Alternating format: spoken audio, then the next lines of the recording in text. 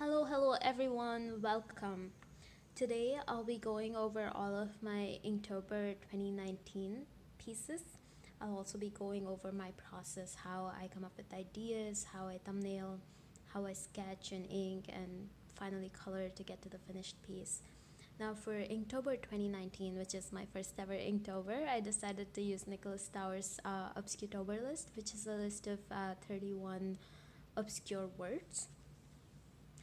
And I'll also be going over a full review of this mixed media Mossery sketchbook that I got especially for Inktober. Alright, let's get started. As you can see, for the prompts, I wrote down the definitions of the words so I don't have to look them up again and again. And as you can also see, I made really tiny thumbnailing pieces. You can get a better picture in the spread. Now the thumbnailing is really rough, and that is the point of thumbnailing. You want to get your ideas on paper so that you don't forget. It doesn't need to be good, it doesn't need to make sense to everybody, but it's just a way to record your thoughts on paper, and I find it really helpful. Like, what I did was I thumbnailed a whole week at a time. So when it came to actually working on each individual piece, I could just look back and refer to which idea was more interesting to me and execute on that one. And some of these ideas don't even make to the finished piece, but that's okay. Having everything on one page gives you a record of what your thought process was like. On the first page of the sketchbook, I decided to swatch out and test out all of the supplies that I wanted to use this Inktober, and I decided to use this Boku Undo set of 6 inky watercolors. They come in reddish, yellowish, greenish, bluish, purplish, and brownish black, and these are the swatches. Really like how moody and dark these colors are, that I thought it was gonna be perfect for Inktober, and they were. And I also decided to use the Fine Tech shimmery watercolors, which I kind of gave up on halfway through the Inktober prompts. I also wanted to use the Koh-i-Noor dip pen. Other than that, I decided to also make use of the Zebra Sensations brush that came in an Art Snacks box, a random pencil, and this Kuretake Menso brush. Now when this brush is wet, it comes to a really fine point so that you can get really thin lines, but used across its side you can get lines bigger than this, and I think it's a really effective brush to have in your collection. And I also decided to use some Sakura pens, a Micron in 01, and a brush pen. A quick first impressions of the paper after the swatching. I wasn't very impressed with it. It tended to blot the colors and water almost like tissue paper, and the ink that I used on the paper feathered a lot so that I wasn't getting crisp lines. So I decided it might be best to not paint on both sides of the paper, so I reserved the left side for any sketching out of ideas, testing out color combinations, taking notes, and the right side is reserved for the final piece. For the first prompt, which was constellation, I decided to go with like a vintage zodiac constellation map, and I really like how it turned out, and I was really impressed with the brush that I had decided to use. On the second day, after seeing so many artists use ink, I decided to go out and get some ink myself, but unfortunately the store that I buy from were all out, so I decided to get a tube of lamp black. and you'll see me use it heavily throughout the sketchbook. Now, the second prompt was neurotaxia.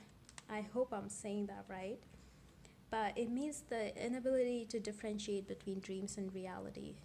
So I wanted to draw this girl who was clearly asleep, but also still trying to work on her laptop. And I try to make the objects in the room float so that it looked like I was trying to convey that this is maybe a dream, but maybe also reality. The third prompt was phosphenes, and this is a spot of light that you can produce by pressing too hard on your eyeballs. And they're basically like spots of light, so I wanted to go with something like this, which was almost like negative painting, but I also thought that was too simple, so I decided to add a little character by adding this face. And I really like how this turned out, and I really enjoy the black background. The fourth prompt is lacuna, which is an unfilled space or a gap, and I decided to go for a natural wind carved one. And you can see my thought process. I sketched out a couple things, and I take notes and decide which one that I want to go with. And I decided to go with a landscape orientation. And I like how this turned out. Yeah. Moving on. The fifth prompt was Nautilus, which is basically this creature. And I have to show you guys this. The last painting on the previous sheet, I painted in the sky with a watery wash, and it completely blotted through to the other side. I've never seen this happen with any other mixed media or watercolor paper, and I was really surprised. So that's why I refrained from painting on this side in case I got onto the painting on the previous sheet. It also got on this side, which is why I decided to cover it up with black. But yeah, for Nautilus, I decided to just display the creature as a earring on this girl's ear. I like how it turned out. For prompt number 6, which is Descenda, which are things that are better left unsaid. Now I wanted to like portray someone who is probably not able to speak or trying to speak. So I wanted to draw this girl who was half submerged in water so that her mouth was covered and she's unable to speak. And I really like how it turned out, how the reflections turned out, and how she looks sad. The 7th prompt was Calopsia, which is the delusion in which things appear more beautiful than they really are. I decided to draw a skull that looked like a beautiful girl because, well, it is October and Halloween season. So yeah. And these are swatches of a watercolor set that I got from Daiso. Please let me know in the comments below if you'd like me to record any pieces that I make using that set.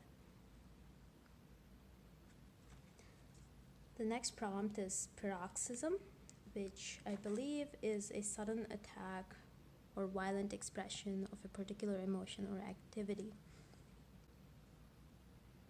Now, I originally wanted to draw someone who was probably screaming and letting out anger, but I decided to go with a more natural version of that, and I decided to paint or ink a volcano. And as you can see, I tested out different color concepts, ended up with this one for how dramatic it looked. There's not a lot of inking on this one because it's mostly covered up in black, but I enjoy how the lava looks. The next prompt is spiral, and it seems like a really simple prompt at first, and those are usually the hardest ones. I wanted to draw maybe like a spirally staircase, but scrolling through all the images on Google, I found this really cute fern that was coiled up in like a nice spiral. And I wanted to draw that, but also add something extra to the piece. So I decided to add a face of a woman looking back, and I added two spirally ferns. I do like how this turned out. The next one is Sidhurism, which I believe is the sound of rustling leaves in winds. So this was very, I guess, literal. And the tree in the front is the one that I inked, and the ones in the back are just the watercolors that I used.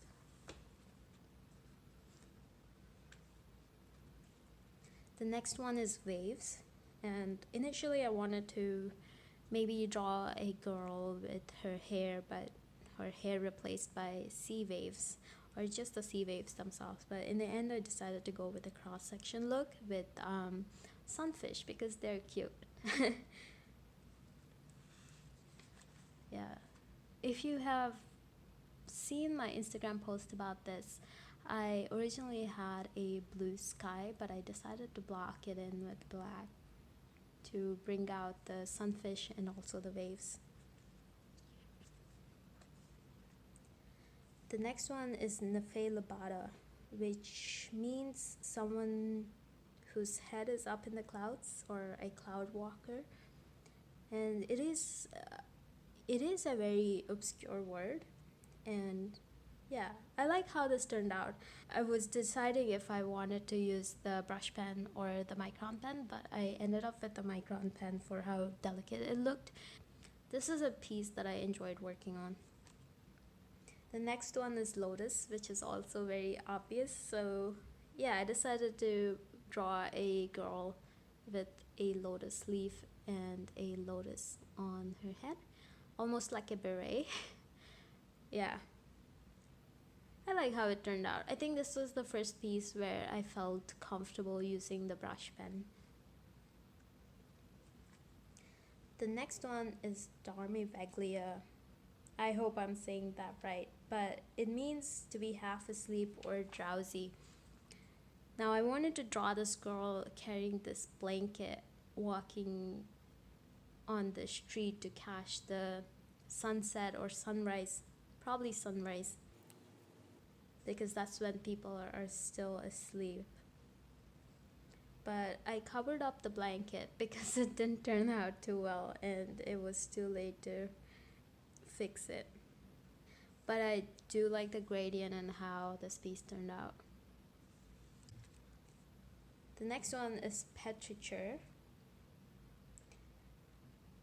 which is a pleasant smell after the first rain of the season. And I've said this on my Instagram before, but I really enjoy rain. So this was a piece that I really enjoyed working on, and I really enjoyed how it turned out. And I've had this scene in my head for a long time, and it was nice to finally put it on paper. The next one is Ephemeral. I wanted to capture how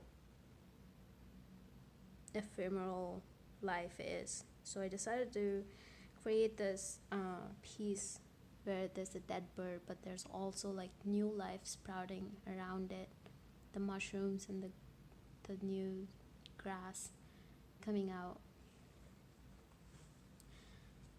This was the last piece that I did in Seattle before I moved to San Francisco. But the next day, for Eternal, I wanted to capture how road trips can seem so eternal, because I decided to drive down to San Francisco, and this was my view for most of the time for a couple of days, but I did enjoy it and I tried to capture it.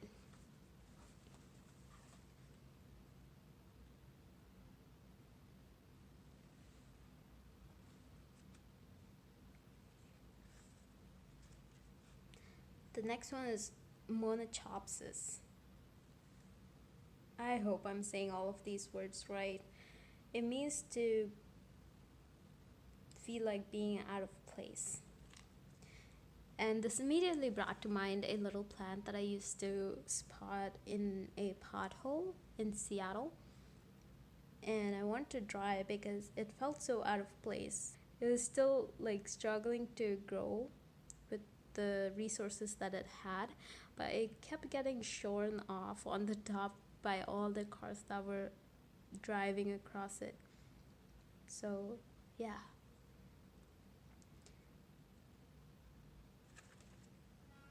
This next piece is anhedonia, which is the lack of or inability to feel pleasure.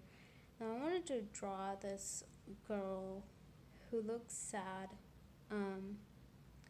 but she's having a nice warm cup of coffee or hot chocolate in a cafe, and there's reflection of light. I really like the idea, but I do not like how it turned out. I feel like I rushed it, that it didn't come out the way I wanted it to. This next piece is accidentasiast, and that means hiding pain behind a smile. I wanted to revisit a piece that I did in high school where a girl is sitting seemingly happy, but her reflection shows that she's actually sad.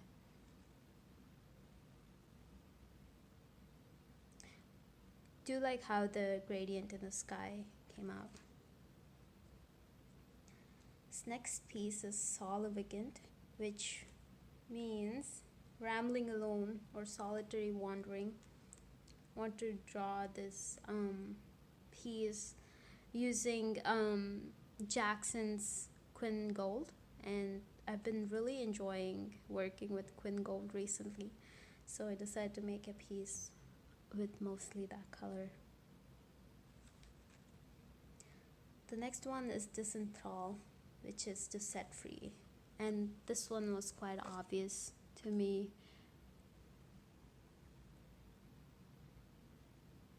The way the birds look so free flying across a sunset.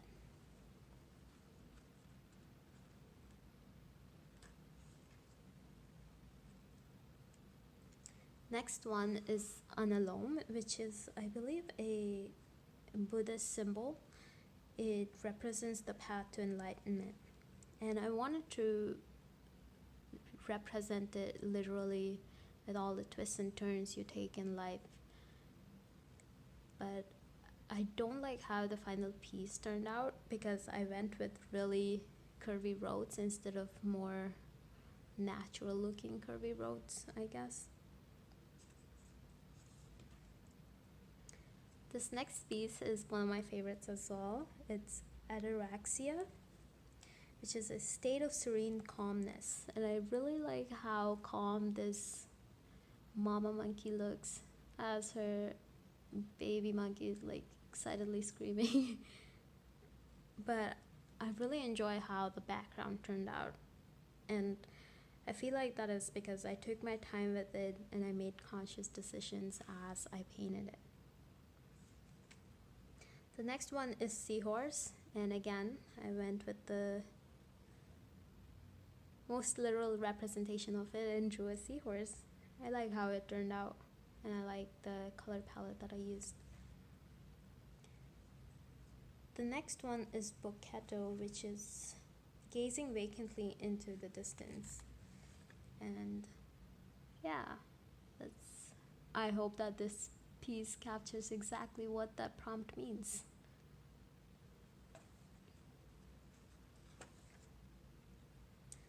The next piece is neurophrenia, wanting to go back to sleep to finish a pleasant dream. And I resonated with that word so much.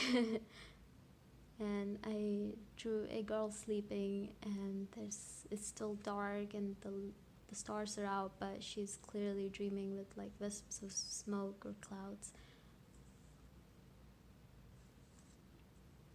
The next one is nyctophilia, which is an attraction to darkness or night.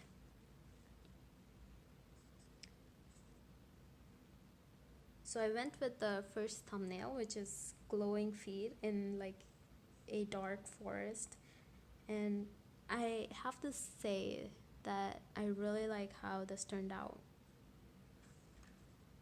The next one is Killig, which is, I believe, a feeling of exhilaration or elation. And I know that this piece doesn't look anything like it, but as a person who really enjoys rainy days, I wanted to capture that because it gets me really excited. And I wanted to capture that, and I hope I did. The next one was crown, and I wanted to capture a skull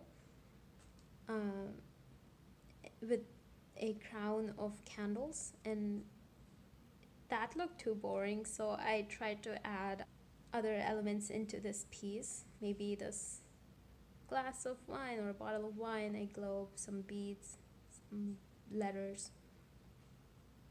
I like how this turned out. And the last piece is catharsis, which is purification or purgation of emotions. I just wanted this to be a piece that captured that with as little ink as possible, because we're at the end of Inktober, and yeah, and the only ink that I used was for the girl and the reflection. But yeah, I like it. Thank you so much for watching if you came this far. Now for the review of the sketchbook itself, let me quickly show you what I mean by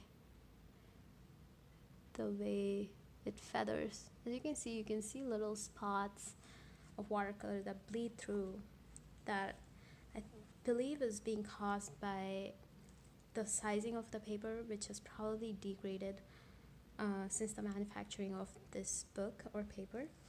And I reached out to Mossery about this issue, and they said they're looking into it. And in the meantime, they kindly offered to send me another sketchbook. And they decided to send me their 100% cotton watercolor sketchbook. And here's a little unboxing of that, I guess.